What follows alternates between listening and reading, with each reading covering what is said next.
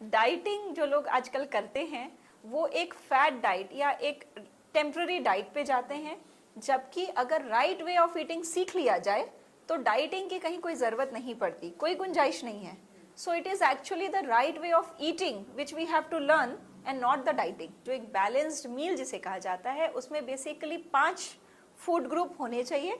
Grains यानी कि अनाज, पल्सेस या प्रोटीन कह सकते हैं, पल्सेस या प्रोटीन में आएगा आपकी सभी तरह की दालें, पनीर आ सकता है उसमें. अगर आप नॉन वेजिटेरियन हैं तो उसमें एग, चिकन, फिश आ सकता है, सोया आ सकता है.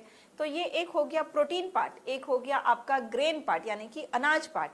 देन आती है आपकी वेजिटेबल्स. वेजिटेबल्स लोग अक्सर राजमा को भी सब्जी समझ लेते हैं, लेकिन यहाँ पे मैं आपको क्लियर करना चाहूँगी कि वेजिटेबल्स यानी कि सब्जियाँ जो कि ग्राउंड में ग्रो की जाती है वो vegetable part. Then fruits, then nuts and then milk products.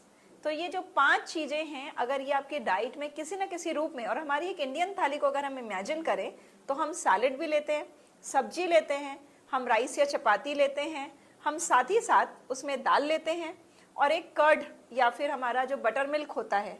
तो ये 5 चीज़ें उसमें शामिल होती है और यही एक बैलेंस्ड मील की निशानी है.